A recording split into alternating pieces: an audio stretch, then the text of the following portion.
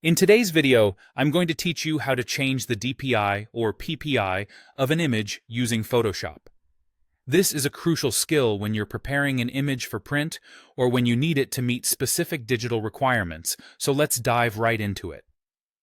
To start off, you'll need to open your image in Photoshop.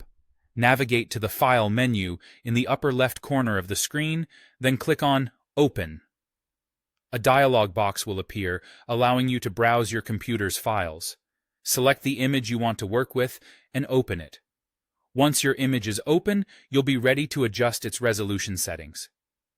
Next, go to the Image menu at the top of your screen and select Image Size from the drop-down options.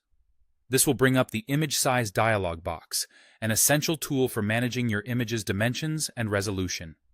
Here, you'll see various fields displaying your image's current properties, such as its width, height, and resolution.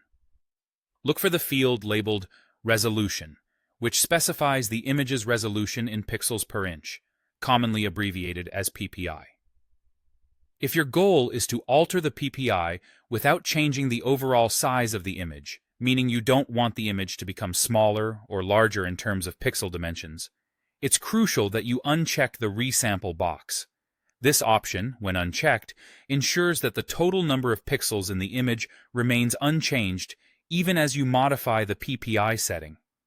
Once the Resample option is unchecked, enter your desired resolution into the Resolution field. For instance, if you're preparing an image for printing, it's common to use a resolution of 300 PPI. Just type 300 into the resolution box, or whatever value you need for your particular project. However, if your intention is to adjust the physical dimensions or the number of pixels that make up your image, essentially resizing it, then leave the Resample option checked. With Resample enabled, you can change the width and height values as needed. Increasing or decreasing these numbers will resize your image accordingly, altering its pixel dimensions. After you have set your desired resolution and made any necessary adjustments to the dimensions, click the OK button to apply these changes to your image. Photoshop will process your input and modify the image's properties as instructed. Finally, don't forget to save or export your image once you're satisfied with the adjustments. By returning to the File menu, you can select Save or opt for Save As to create a new file.